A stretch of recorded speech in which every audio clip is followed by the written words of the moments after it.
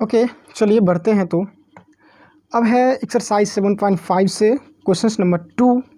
देखिए, मैंने 1-3 previous video में बता दिया है। 2 नंबर में क्या कर रहा है, in a triangle locate a point in its interior. ठीक है, ट्राइंगल के अंदर में एक पॉइंट क्या करना है, लोकेट करना है, which is equi distance from all the sides of the triangle.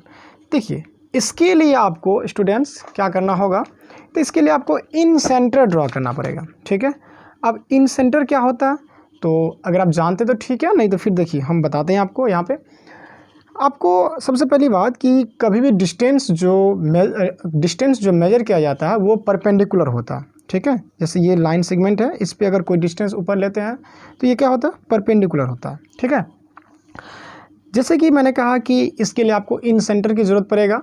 अगर कोई पॉइंट इस ट्रायंगल के अंदर कोई पॉइंट हो और वो साइड से इक्वी डिस्टेंस हो, सभी साइड से इक्वल डिस्टेंस पे हो, उसके लिए आपको एंगुलर बाइसेक्ट करना पड़ेगा। ठीक है, एंगुलर मतलब इस ट्रायंगल का जो एंगल है, ट्रायंगल का क्या है, एंगल है, उसको क्या करना होगा, आपको बाइसेक्ट करना पड़ेगा। तो एंगुलर बाइसेक्टर आपको अच्छी तरह से आना चाहिए। देखिए कैसे, जैसे मान लीजिए ये एंगल फॉर्म होता है, तो इसको एंगुलर बाइसेक्ट करना होता है, तो हम लोग क्या करते हैं, यहाँ से इसको आपको जितना रखना है अपने सुटेबल रेडियस के हिसाब से इसको रख सकते हैं। इसके वर्टेक्स से क्या करते हैं हम लोग, वर्टेक्स से एक आर्क ऐसे ड्रॉ किए, करते हैं ना, ऐसे याद होना चाहिए। उसके बाद अब जो है ये जो आर्क हुआ, इससे मोर देन हाफ से थोड़ा ज़्यादा कर लीजिए, और इससे एक आर्क यहाँ पे, ठीक है, और एक यहाँ से एक आर्क यहाँ कट गया। तो ये पॉइंट जो हुआ और ये पॉइंट जो वर्टेक्स था, इस दोनों को अगर आप ज्वाइन कर देते हैं तो ये एंगल क्या होगा, ये जो गिवन एंगल था बड़ा वाला, वो बाइसेक्ट हो गया, 2 इक्वल पार्ट में डिवाइड हो गया। तो ठीक इसी तरह से इसमें क्वेश्चन नंबर 2 में आपको कोई ऐसा पॉइंट जो सभी साइड से इक्वल डिस्टेंस पे हो, तो उसके लिए आप इन सेंटर ड्रॉ करेंगे, INCENTRE। ठीक है, इन सेंटर। तो चलिए हम यहाँ पे इसमें भी आप किसी 2 एंगल को बाइसेक्ट कर सकते हैं। ठीक है, मिनिमम 2 को करना पड़ेगा।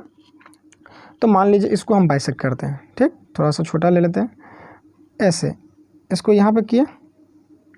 ओके, अब हम इसको थोड़ा से मोर देन हाफ करेंगे, तो ये यहाँ जगह कट की, ये फर्स्ट आर्क हुआ, फिर इस पॉइंट से एक आर्क ऐसे हुआ। देखिए, इसका कंस्ट्रक्शंस आप लिखिएगा तो बहुत ज़्यादा होगा। कंस्ट्रक्शंस आप चाहे तो लिख सकते हैं, नहीं भी लिख सकते हैं, सिर्फ यहाँ इन सेंटर ड्रॉ कर देना है। ठीक है, अब ये पॉइंट, इसको जो ये दोनों आर्क जहाँ कट किया है वो और बी, इस दोनों को क्या करना है, आपको ज्वाइन कर देना। ओके, चलिए इसको भी हम यहाँ पे ज्वाइन करते हैं। ज्वाइन हो गया।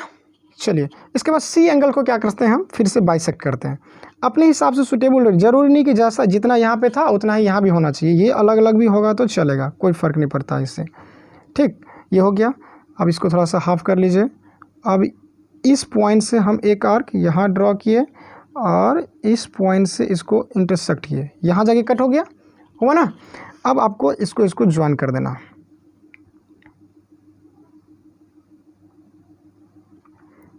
जस्ट वेट, अब इसको क्या किए, ज्वाइन कर दिए। अब देखिए स्टूडेंट्स, यहाँ पे अगर आप सी को भी बाइसेक्ट करेंगे, सॉरी ये एंगल ए को अगर आप बाइसेक्ट करते हैं तो ये भी आपको इसी पॉइंट से होकर के क्या करेगा, पास करेंगे, ये इसी पॉइंट से पास करेगा ये। ठीक है, तो ये जो बाइसेक्टर था ना, ये एंगल को हाफ कर दिया, मतलब दोनों को इक्वल पार्ट में डिवाइड कर दिया, यहाँ भी दोनों इक्वल पार्ट में डिवाइड कर दिया। ये जो पॉइंट हुआ ना, इसको आप आई मान लीजिए, इन सेंटर। ठीक है, यही हो गया आपका इन सेंटर हो गया। इससे इस पॉइंट से जो सभी साइड की जो लेंथ होगा वो क्या होगा, इक्वल हो जाएगा। क्या होगा, इक्वल होगा। आप जो है इसका डिफिनेशन ऐसे दे सकते हैं इन सेंटर का, the point of intersections of the internal bisector of the angle. ठीक है, क्या बोले, the point of intersecting of the internal bisector of the angles of the triangle is called the क्या, incentre of the triangles. Okay, तो यहाँ पे देखिए, यहाँ जो है ये इस बाइसेक्टर को अगर आप आगे तक और थोड़ा सा इंक्रीज करते बढ़ाते हैं,